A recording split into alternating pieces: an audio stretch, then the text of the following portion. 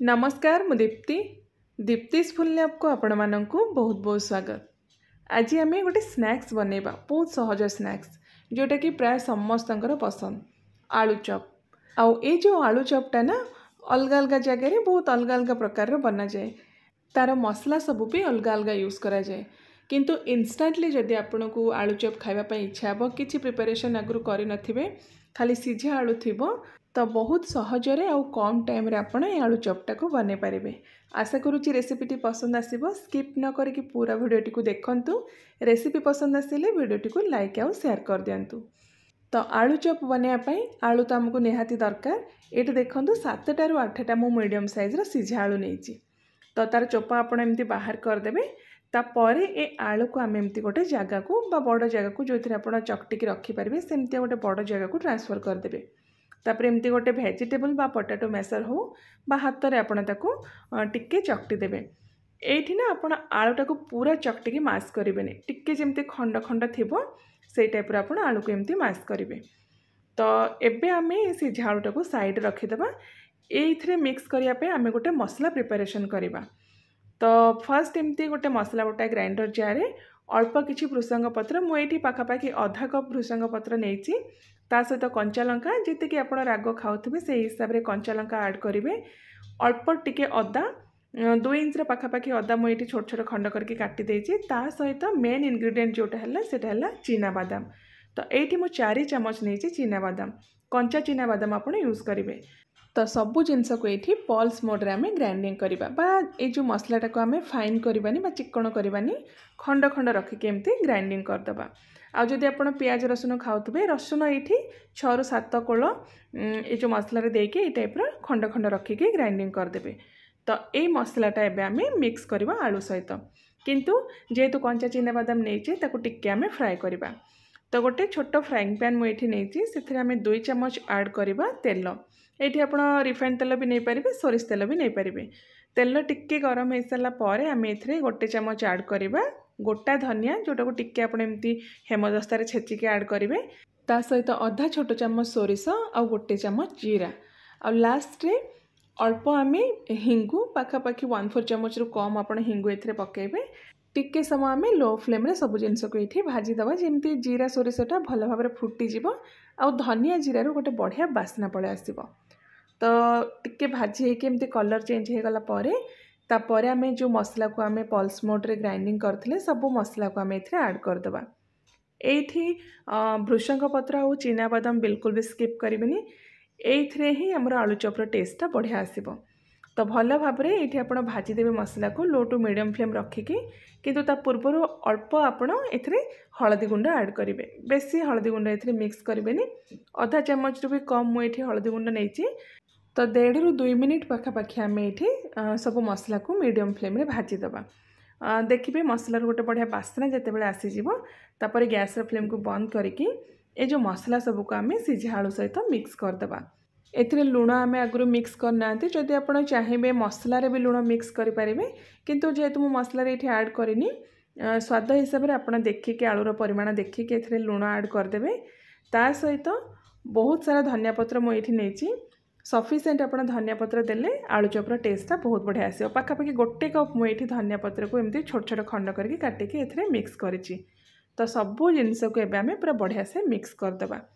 तो स्पेशली ये जो आलू चॉपटा बनवाई ना आपन को अलग से आलू को कषापी पड़ोनी, बस मसला आपन किसी फ्राए करदे। नॉर्मली जमती तड़का मिक्स करा जाए से टाइप मसला टिके फ्राए करके सीझा आलू सहित मिक्स करदे। देन आपनकर आलू मसला पूरा रेडी हो। तो मसला सब सीझा आलू सहित मिक्स कर सारा पर आपन को जो साइज्र पसंद छोट बड़ करके एमती फास्ट छोट छोट बॉल बनईदेवे। से आलू चॉपटा बनवाई आपन को इजी हम। तो ये मु बेसी बड़ रखुनी कि बेसी छोट भी करूनी, मीडियम साइज रखिकी एमती छोट छोट फास्ट बॉल बनई दूची। तापर आम आलू चॉप पई जो बैटरटा बनईकी रेडी करवा। तो ये सब आलू मसलू मुझे बॉल बने देछि। मीडियम साइज मु रखी आपण हिसाब से छोट बड़ करके ये जो आलू मसलू एमती बॉल बने देबे। तो नेक्स्ट टाइम कौन करवा ना बैटर बनवाई एमती गोटे मिक्सिंग बोल रे 3 कप मुझे नहीं बेसन। आलूर परिमाण देखिकी आलू मसलार परिमाण देखिकी आप बेसन यूज करेंगे।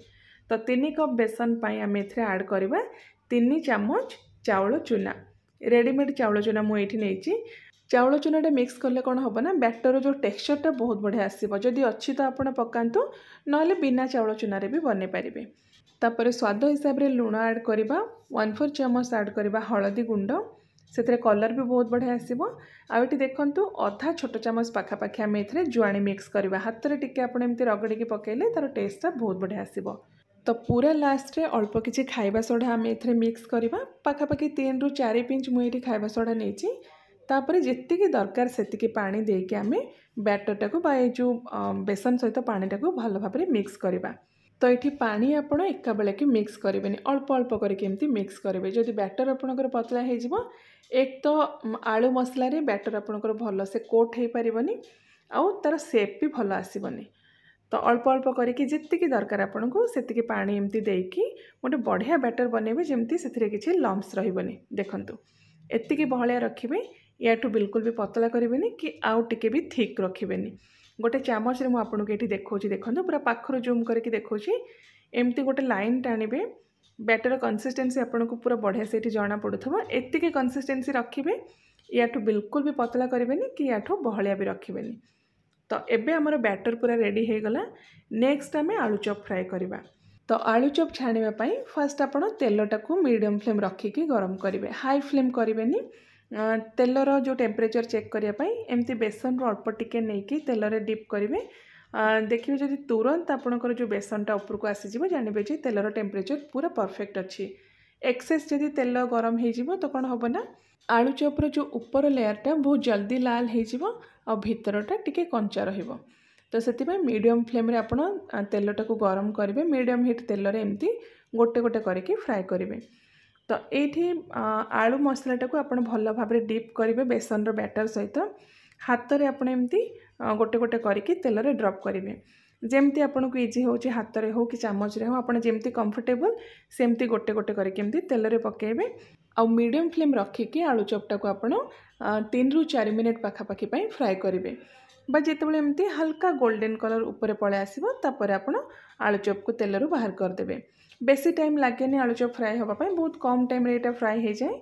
तो ये देखो आलू चॉप आमर फ्राए हो जाए हल्का गोल्डन कलर गोटे पड़े आसी। तो सबू आलू चॉप को एबे आमे तेल रू बाहर करदेबा। नेक्स्ट बैच भी आप सेम प्रोसेस रे मीडियम टू हाई फ्लेम रखिकी सबू आलू चॉप गुड़ा को एमती फ्राए करदेबे। तो ये जो आलू चॉपटा बहुत कम टाइम रे बनी जाए इंस्टेंट जदि आपको इच्छा हो फटाफट आप बनईकी भी खाई पारिबे।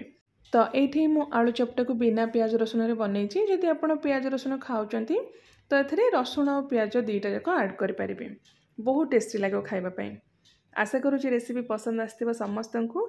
निश्चय थरे ये प्रोसेस रे थरे बनईकी खांतु केमती लागिला आपनकर मतामत भी मो सहित शेयर करंतु।